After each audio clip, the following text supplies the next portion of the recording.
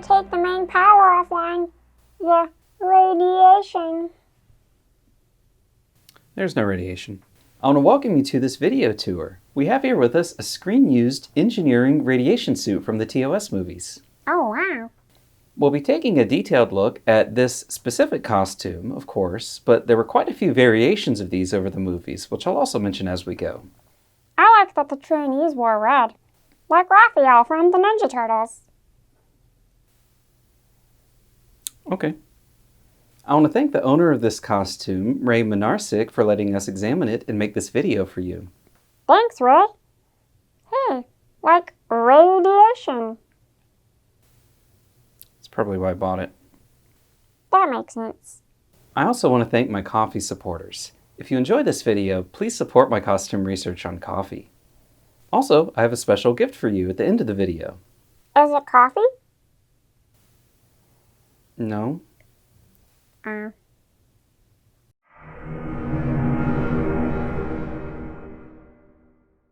We'll start with the large black collar. Both the collar base and these strips are made out of 1/4 inch or 6mm neoprene. The strips are 1/4 inch wide, more or less, and they're just glued onto the base. You can see over time the glue has lost its bond in some places, so some of these are just kind of flapping around, and they're just cut to length along the bottom of the collar. There's actually that one, it's noticeably longer than the collar. There doesn't seem to be any apparent standard or rhyme or reason to the spacing of the strips other than they're generally closer together at the neckline and farther apart toward the bottom. Although the centermost few strips are 1/2 inch apart at the bottom. There's also a seam in the base of the collar. Right there. Oh, there's one flapping around. Hold that in place. There's a seam in the base of the collar, which you can see on the underside. Seam in the neoprene, which I guess it was just glued together, and the seam was covered by a strip, so you'd never see it on the outside. It's a great way to be economical with your neoprene if you only have a narrower cut or you have a limited amount of it. There's also this band of black piping around the neckline, which is just a black spandex fabric wrapped around upholstery cord. The cord's about 1/2 inch in diameter, and the spandex is just wrapped around it to make some custom piping, and the lip of the piping is just glued to the underside of the neoprene.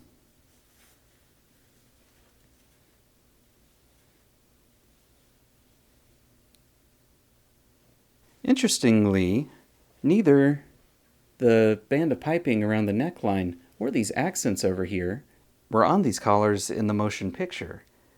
They were added for the Wrath of Khan onward. Speaking of which, the collar closes on the left side over the shoulder area. And I feel kind of weird talking about all this because Robert Fletcher is like a magician of costume design, and I feel like I'm telling everyone how he did his tricks. Wow, that sounds easy. Keep it to yourself. But I guess that's what I do, and nothing I say is going to make him any less brilliant. So at the top here are these clear plastic accents, which may look familiar if you've had to hang any mirrors lately.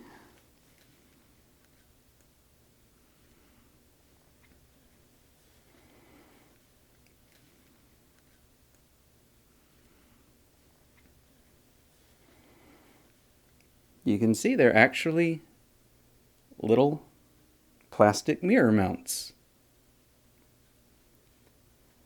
A small hole has been drilled on each side, and on the back side, a tiny little dowel has been glued into the hole. to help to form this little clasp.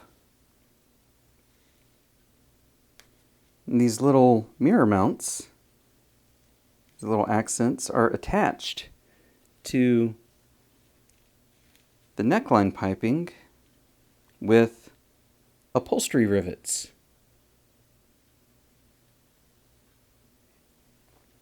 Not the nail kind, but what I believe are called double cap dome rivets. You can see the rivet itself has that dome shape, and there's this metal backing on the underside that holds them in place. The rivets are just run through the holes for the mounts where you would normally screw them into the wall. And you're going to see a lot of this kind of thing with this costume. Robert Fletcher apparently raided a hardware store for these. But that's part of why it's brilliant. It's resourceful, it's economical, and it's effective.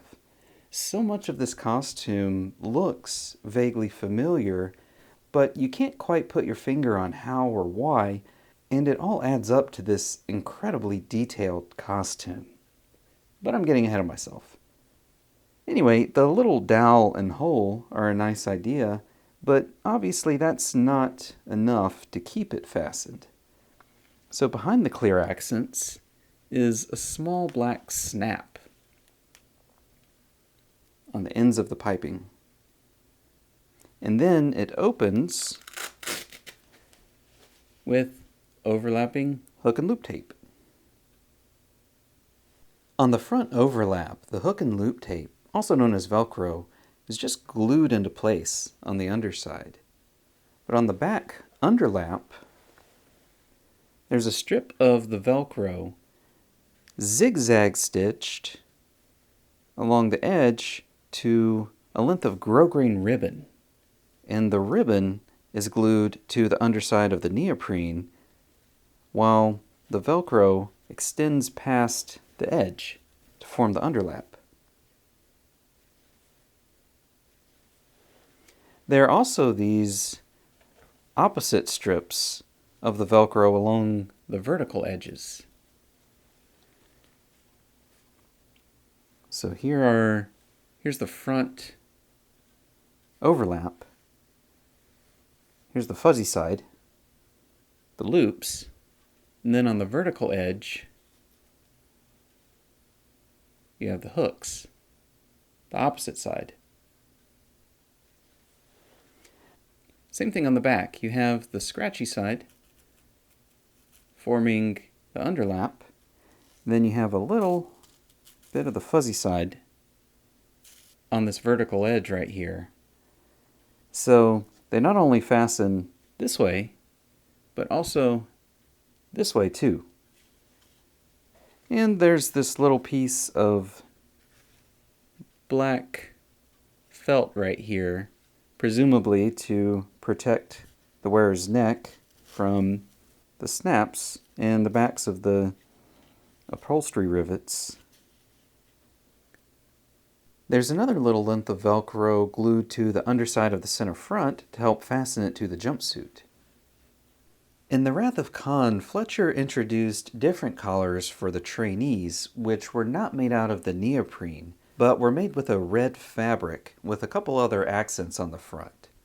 They also had a different ridging effect than the 1/4-inch strips we just looked at, although they do appear to have had the same closures and closure system.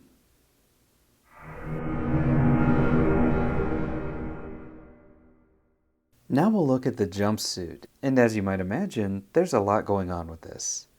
The jumpsuit is primarily made out of coarse, heavy wool gabardine, which has been underlined, also called flatlined, with a layer of lightweight cotton, like muslin.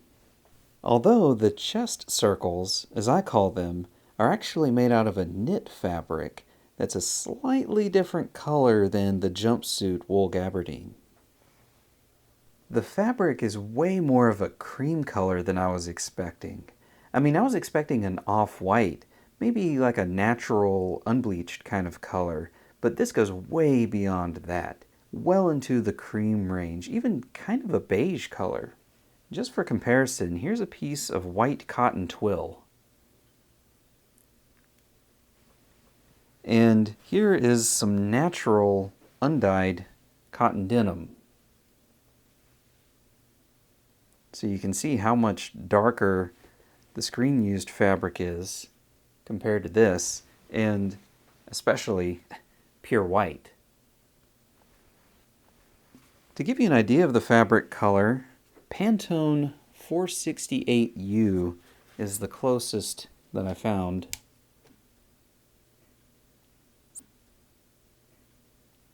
It's not quite perfect, but it's the closest color reference I was able to find for you. On the upper center front area is a short length of off-white Velcro hand-sewn to the jumpsuit to help fasten the collar into place. The front panel is actually separate and seamed on. It's not just something sewn onto an otherwise regular jumpsuit. The front panel is also backed with the off-white muslin. It's edge stitched and then top stitched a 1/4 inch inside that. And that top stitch is what secures it to the jumpsuit. The chest circles are another separate assembly. Obviously, since it's made out of a different fabric, that was sewn onto the front panel. I'm not sure what's inside the knit fabric channels. It's not hard like hosing or tubing, but it's not squishy like batting either. So it's not the trapunto style quilting like on the other garments of the era. And you can actually see the little ends of whatever cording is inside through the fabric. And they're staggered too, which is nice. It's not like, they're all in the same place. So staggering them is a nice touch. It might be upholstery cord, but it's not perfectly round all the way around. The bottom is flatter. So it could be upholstery cord that was maybe compressed during construction, either intentionally or unintentionally, but I don't know. In any event, it's about 7/8 of an inch in diameter, each of them. And another cool thing is that there are no seams in the knit fabric on any of the circles. At the center goes the bullseye assembly, as it's been called, which we'll take a look at in a bit. But the entire chest circle assembly is hand sewn to the front panel. You can see the hand stitching right there along the outer edges. As best I could tell, the women's version only had one chest circle, unlike the 3 seen here on the men's version. On the lower left front, under the side panel seam, is a zipper, which is super convenient to be able to relieve yourself while you're wearing this great big bulky costume.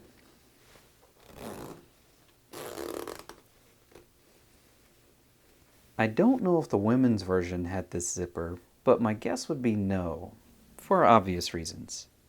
Similar to the chest circles are these large tubes along the waist of the jumpsuit. I'm not sure what's inside these either, only that it's probably not pool noodles. Anyway, they're slightly larger, a full inch in diameter, as opposed to the 7/8 inch chest circles. And the upper edge and the channels are machine sewn, but the lower edge is again hand sewn to the jumpsuit. Beneath the waistbands, or tubes, is a tiny pleat that runs down the entire pant leg, kind of like you might see on modern dress pants or slacks, except it's not just pressed or creased into place with an iron, but it's actually edge stitched. all the way down.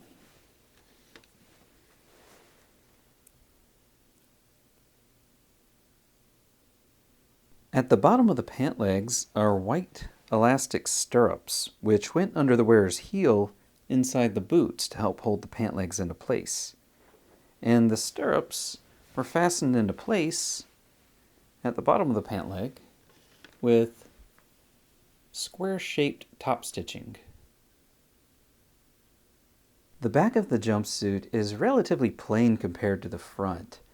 I think it may have been standard for the women's version to have fitting darts on the back, although if you look closely, Peter Preston's jumpsuit also had fitting darts on the back. So I'm not sure if it was a gender thing, a fitting thing, or possibly a trainee thing. On the lower back, there's this tall quilted rectangle, which we'll look at shortly, and edge-stitched pleats down the back of the pant legs, just like on the front. The sleeves are traditional two-piece sleeves. You can see the front sleeve seam and the back sleeve seam right around where you would expect them to be. And there's also some ease in the sleeve cap, which is easier to see when the jumpsuit's inside out.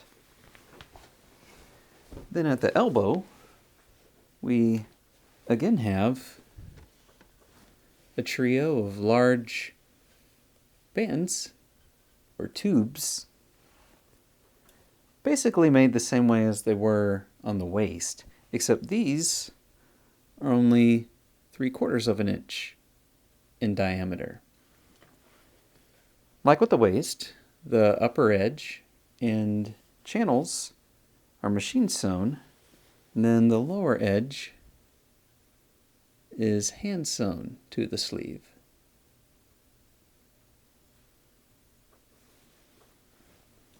The tubing channels are sewn into the back sleeve seam, but the actual cording stops short of the seam. The jumpsuit closes up the back with overlapping off-white Velcro and alternating silver hooks and eyes and snaps. So snap, eye with a corresponding hook, snap, eye. Beneath that, the top of this lower back rectangle peels back too, but not all the way. It's attached. The lower, maybe third of it or so, is attached. And that's how you get in and out of it. With the jumpsuit inside out, you can really see the color difference between the off-white muslin and the cream-colored wool.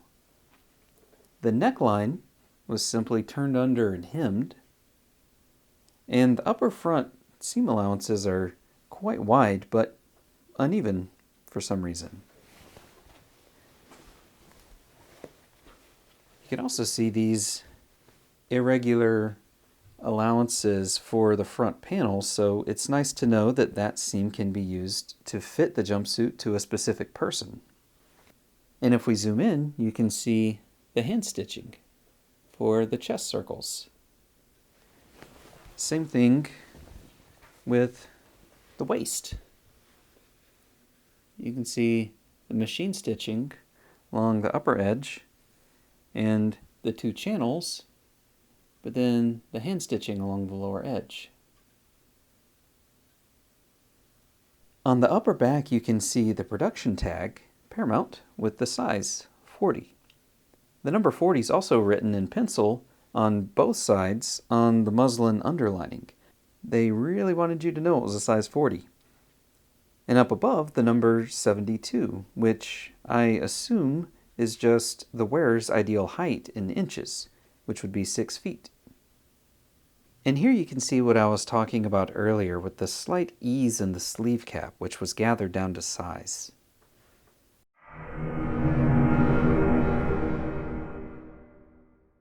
On the shoulders of the jumpsuit are these little division-colored accents. The gold fabric is wool gabardine, although a much finer wool gabardine than that used for the jumpsuit body, and it's mounted onto black felt. The felt is right at an inch wide. The gold fabric is 7/8 of an inch wide, centered over the felt. So you have a 1/16 of an inch black felt extending past the edges, and both layers are then hand sewn to the jumpsuit body. In the motion picture, the engineering division color was actually red, so these little accents were red in that movie. Fletcher changed the engineering division color to gold for The Wrath of Khan onward. And to help give you an idea of the fabric color, you can check out Pantone 7550U. 755U is the closest I found. So it's pretty close. You can also check out this Valspar paint chip, number 3003-5A, Amber Sienna.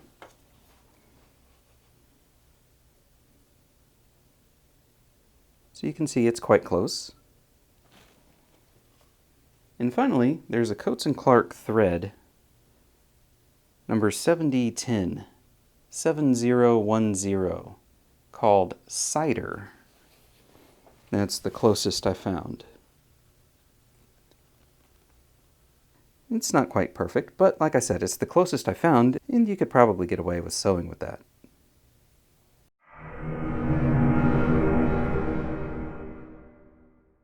On the upper left chest was this metal circle, which is 1 3/4 inches in diameter and has 23 holes drilled around the edges where it was hand sewn to the jumpsuit. Some only had 21 or 22 holes though, so I don't know if there was a standard or not. It probably doesn't matter. But at the center is what's called an automotive grease fitting. There was a hole drilled for it, and it was actually soldered into place on the underside.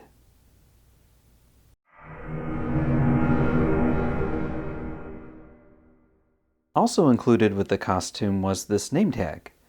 These were exclusively seen in Star Trek VI, and primarily on the standard jumpsuits worn by the enlisted crew.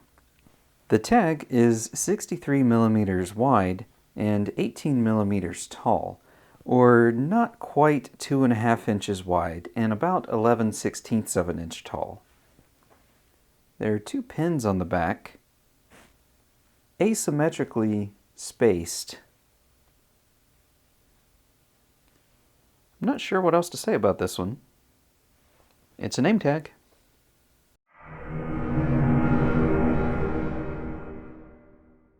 This assembly goes on the chest of the jumpsuit, at the center of the chest circles. It's another example of Fletcher's amazingly resourceful and economical way to embellish and add more detail to a costume. And again, I feel kind of like I'm blabbing about how an incredible magician did his tricks, but here we are. The thin base layer is 2¼ inches in diameter, painted copper, with a layer of door or window mesh glued onto it. It's not the kind you use to keep bugs out. I think it's the kind you use when you want to block out some of the sunlight, but not all of it. On top of that is a black cylinder made of God knows what, about 1 inch around and 1/2 inch tall. It could just be something wrapped in electrical tape. The next layer is another thin circle, painted copper, 1 3/8 inches in diameter. On top of that is another partial layer of mesh, painted yellowish gold around the outside and silver toward the center over a black background. On top of that, covering the edges, is a metal washer, 1 inch in diameter, with a large 3/4 inch hole. And finally, a thin little dowel. It might be plastic or even styrofoam. It's 1/4 inch in diameter and extends outward about 3/8 of an inch past the second copper circle, but it actually also extends downward into the whole assembly too. It's not just glued on top. And of course, the tip is painted red. The entire assembly is glued to the jumpsuit.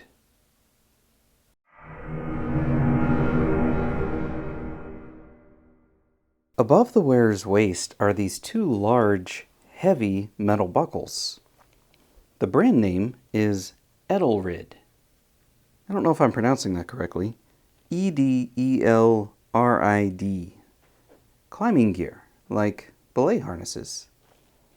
Unfortunately, they don't seem to be available anymore, but it's always nice to have a brand name to work with, just in case. They're attached to the jumpsuit with these little fabric loops, although strangely, the right loop is made out of the wool gabardine used for the jumpsuit body, like you might expect, but the left loop is made out of the knit fabric used for the chest circles. Interestingly, there were at least 2 other different style attachments used in the motion picture, but they were changed to these climbing buckles from the Wrath of Khan onward. Also, costume designer Dottie Shepard appears to have had all the buckles removed for Star Trek VI. I don't know why.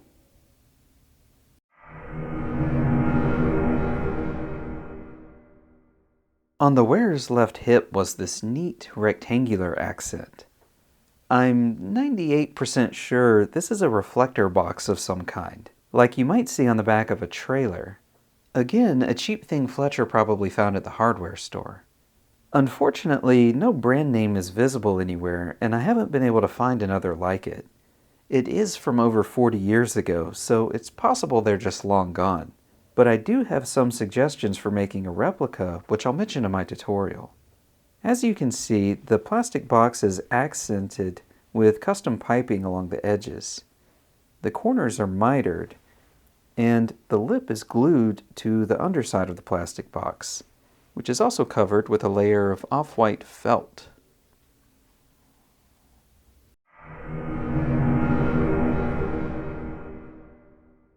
On each of the wearer's outer thighs, just under the waistbands, was a rectangular panel assembly. The two are mirror images of each other. The silver fabric is actually ironing table fabric. There's a base layer, then 2 strips for the thinner tubing. The interior edges are serged with black thread, and the channels are established with top stitching in gray thread. Then there are 2 more strips for the thicker tubing, again with the interior edges serged in black thread and the channel top stitched in gray thread. The entire silver tubing assembly is serged in gray thread. Also, the entire assembly is backed with something kind of soft. I can't really tell what because it's so caked with glue, but my guess would be flannel or felt. The black tubes are actually plumbing drainage hose. The smaller tubing is 1/4 inch, and the larger tubing is 1/2 inch. The silver tubing assembly is again framed with the custom piping mitered at the corners. The assembly is simply edge stitched into place to the lip of the piping with gray thread. The entire assembly is backed with what looks and feels to me like French canvas glued into place along the piping allowances. These panels were different in the motion picture. They were lighter and plainer, like the left sleeve attachment we'll be looking at soon. And like the red collars I mentioned earlier, the trainee version of these costumes had red tubing instead of black. This was also true for the other corresponding attachments.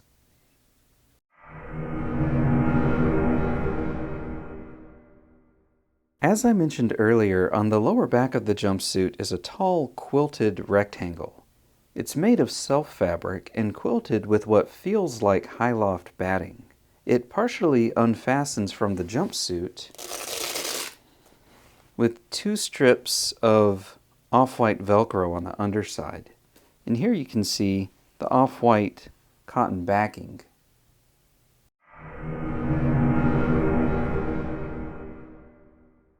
On the upper left sleeve is an embroidered division patch. Although interestingly, the color does not match the gold on the shoulder accents or the sleeves. In the motion picture, the patch was lower on the forearm, and as I mentioned earlier, the division color was red. In that movie, the operations division color was yellow, and I think these yellow patches from the first movie were repurposed for the engineering radiation suits in The Wrath of Khan, probably as a cost-saving measure.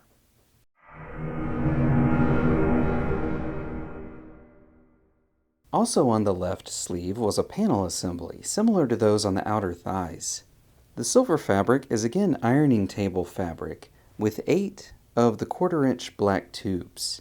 Although, again, on the trainee uniforms, the tubes were red. On the back of the assembly was this large plastic piece, which is a bifolding door slide guide.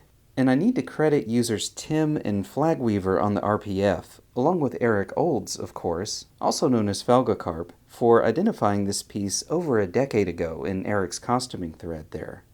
And Eric? Nice job with that costume. Anyway, 2 small holes were drilled in each corner where it was hand-sewn to the assembly. You can again see the custom piping along the edges framing the panel, mitered at the corners, and again, a layer of French canvas on the back.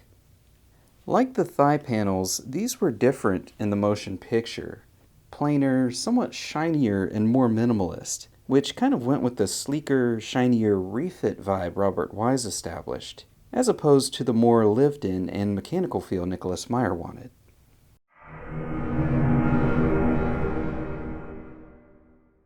Below the large elbow tubes was a sleeve band assembly, generally analogous to those on the Monster Maroon jackets and the enlisted jumpsuits. It's comprised of a length of gold wool gabardine, which was sewn closed as a tube, turned out, and pressed flat. There's a layer of black felt and more custom piping along the upper and lower edges. You can barely see it, but the black felt was simply edge-stitched to the lips of the piping. Here are the color references from earlier, since, like I mentioned, they're easier to see on this larger, flatter strip of fabric. So here's the Pantone. And again, that's 7550U.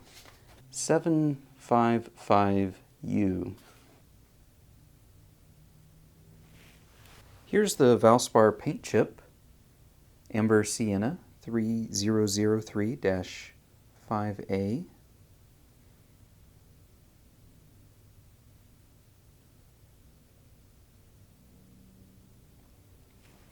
And here's the Coats & Clark thread, 7010 Cider.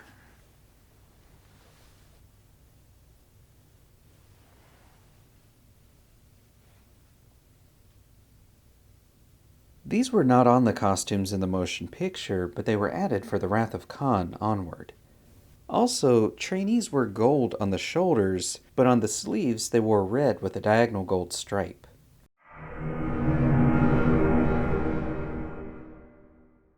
On the lower left sleeve was the wearer's rank insignia, plus a small mount or bed for it. Again, like on the Monster Maroon jackets and the enlisted jumpsuits. According to Fletcher's rank chart, this rank is for Petty Officer First Class. The mount or bed for the rank is a small circle of self fabric over a smaller circle of off-white felt. The edges of the fabric are simply turned under a little at a time and hand-sewn to the felt. You can see the prongs from the back of the rank insignia. You can also see a dozen or so loops of gray thread further securing the rank, where it was hand-sewn with gray thread inside the grooves of the rank.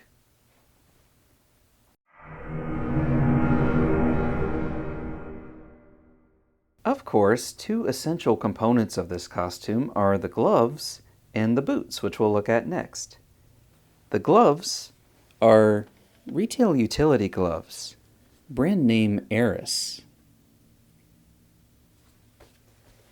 Soft tan leather. But with three major modifications. First, they were spray painted white, or rather off-white. You can see the spray effect on the tags, where they caught some of the paint, but weren't completely covered. Second, a silver tubing assembly was added to the outer hand area, similar to those on the outer thighs and the left sleeve. The tubing assembly was glued to the outside of the glove. And third, a large band of piping was added to the mouth of the glove. The cord is 3/4 of an inch in diameter, and the fabric is off-white cavalry twill, rather than the wool gabardine used for the jumpsuit body, or the knit fabrics used for the chest circles. The piping was simply hand sewn to the mouth of the glove.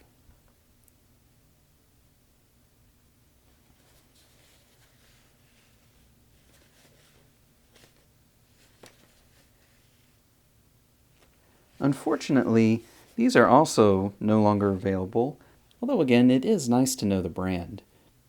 I have seen at least one pair of these pop up on eBay recently, which I snagged for one of my demonstration uniforms.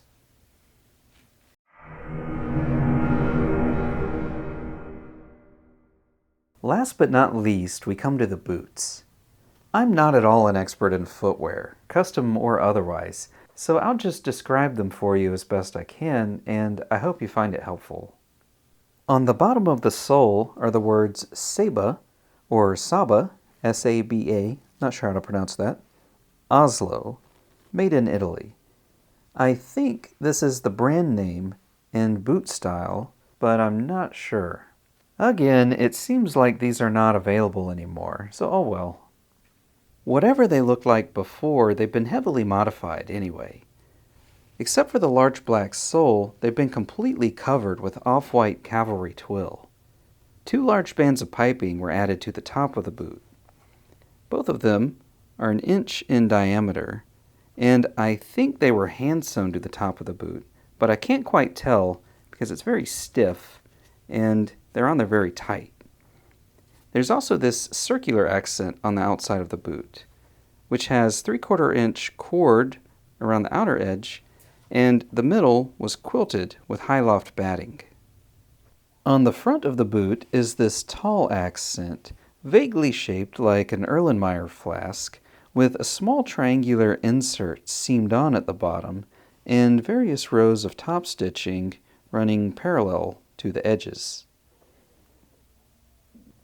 And finally, there's a length of 1 inch wide bias trim along the lower edge, just above the sole. And you can see how everything was glued into place on top of the retail boot.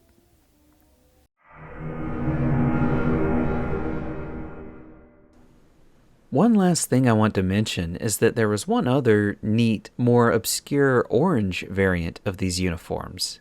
These had a few moments of screen time in each of the first 4 movies, beginning in the motion picture. They were first seen in a single shot of that movie for about 5 seconds in the director's edition and about 8 seconds in the theatrical version. These were worn with black collars, presumably the same style as those worn with the white versions. In The Wrath of Khan, there were a couple in the background during Admiral Kirk's boarding inspection and another one at Spock's funeral. These were worn with orange collars. In The Search for Spock, we briefly saw a couple trainees wearing these with the trainee red collars. And they finally got their moment in the spotlight in The Voyage Home, when a quartet of them rushed in to brace the large window at Starfleet headquarters to keep it from shattering. These were worn with black collars, presumably the same style as those worn by the officers and enlisted crew.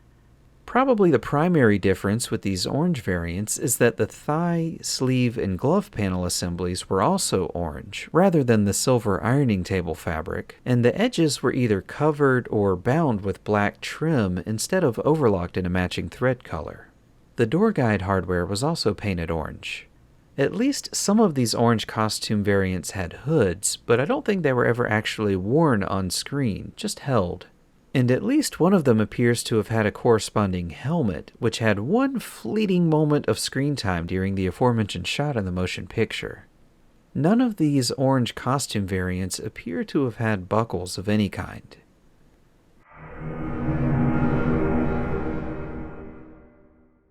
For anyone interested in a final tally, there were no fewer than 23 separate variations of this costume. That's 11 specific ensembles in 2 genders, plus the miniature children-sized costumes for the forced perspective shots. Broadly speaking, there's the motion picture version, the Wrath of Khan version, the Wrath of Khan trainee version, and the orange variant, but then there are the gender differences and all the different detailing options throughout the movies.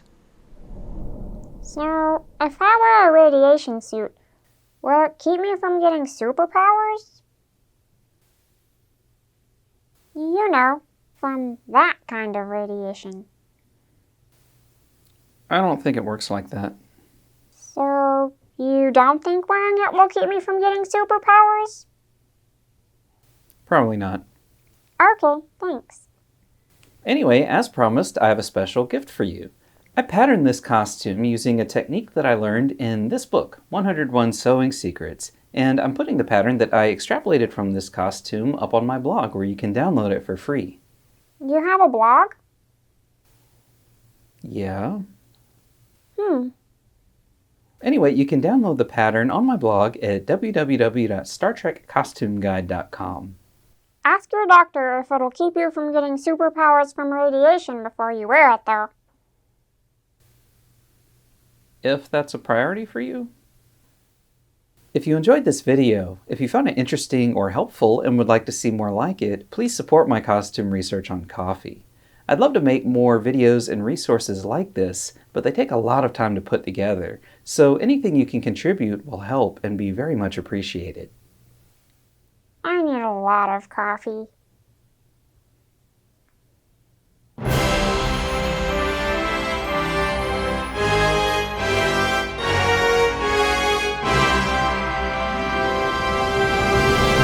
I just remembered there's a package outside the door that's getting rained on.